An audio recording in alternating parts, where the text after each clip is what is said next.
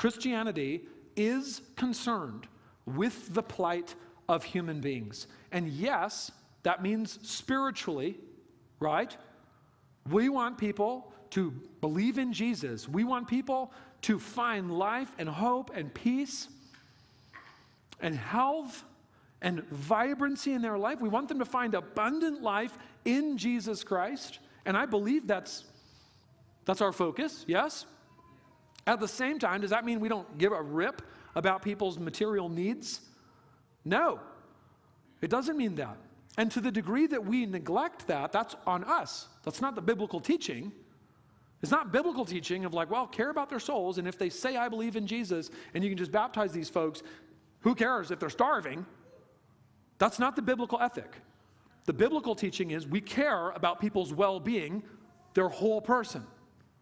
So spiritually, yes, but also materially. To go back to that verse in James, religion that is pure and undefiled before God the Father is this, to visit orphans and widows in their affliction. What do you think that visitation means?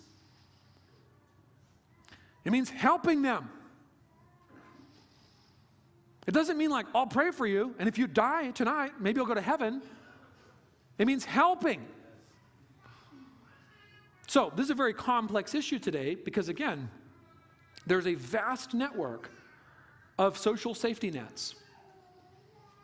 So it can be hard for us to figure out like, well, you know, the state handles a lot of providing for people's material well-being, and there's all kinds of programs that exist, and that's totally true. And they're not, they're not just intrinsically wicked, right, the state program. Now, there might be some flaws in them, and I'd have some criticisms of some of the welfare programs that exist in our culture today, but it makes it complex because it makes it difficult for us to know, well, what's the church's role? How should we care? How should we help people? Well, we start with this, just noting that we think we've made a great deal of progress in our culture, but what was true in the ancient world is largely still true today.